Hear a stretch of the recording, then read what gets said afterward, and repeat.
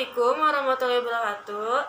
Di sini saya akan membahas materi tentang realitas filsafat ilmu. Sebelumnya, perkenalkan nama saya Siti Hainun Ramadan, NIM 2018-320042. Langsung saja, yang pertama itu ada perbedaan konsep ilmu Barat dan Islam. Yang pertama itu realitas. Barat, idealisme, materialisme, dinamisme, aktivisme, esensialisme, dan eksistensisme. Lalu yang kedua ada kebenaran, theory of the truth. Menurut Michael Palin, sulit untuk mendefinisikan kebenaran karena kebenaran berkaitan dengan belief, seseorang yang meyakini sesuatu. Lalu, kalau menurut Islam, kebenaran itu ada di Al-Quran. Yang pertama, ada di Al-Quran surat Al-Fatihah ayat 6 sampai dengan 7. Lalu ada di Quran surat Al-Baqarah ayat 1 sampai 3 dan Quran surat Al-Baqarah ayat 147. Kebenaran itu bisa dicapai oleh manusia dan bersumber dari Allah Subhanahu wa Ta'ala. Lalu yang ketiga ada sumber-sumber ilmu. Menurut Barat, menafikan wahyu sebagai sumber ilmu. Dan menurut Islam, wahyu adalah sumber ilmu yang tertinggi. Wahyu otentik adalah Al-Quran dan hadis. Selanjutnya, ontologi. Secara etimologi, kata ontologi berasal dari bahasa Yunani.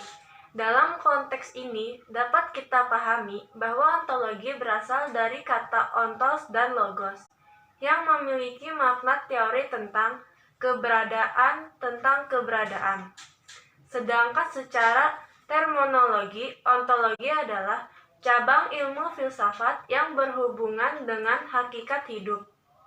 Sedangkan objek kajian ontologi meliputi ada individu, ada umum, ada terbatas, ada tidak terbatas, ada universal, ada mutlak, Tuhan yang Maha Esa.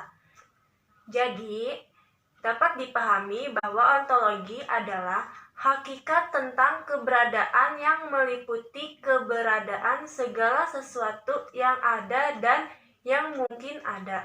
Ontologi objek realitas. Hakikat kenyataan atau realitas memang bisa didekati ontologi dengan dua macam sudut pandang. Yang pertama, kuantitatif. Yang kedua, kualitatif. Secara sederhana, ontologi bisa dirumuskan sebagai ilmu yang mempelajari realitas atau kenyataan konkret secara kritis. Beberapa aliran dalam bidang ontologi yakni monisme, dualisme, materialisme, idealisme, dan agnostisisme. Ontologi, interaksi objek realitas dengan kesadaran manusia.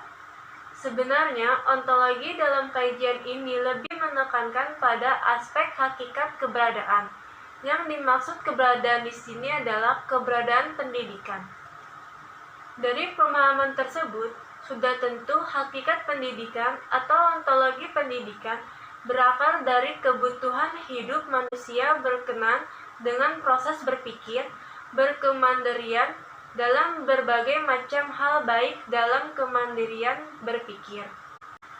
Idealis yaitu aliran filsafat yang mengedepankan ide sebagai objek. Semua bentuk realitas adalah hasil pemikiran dari ide.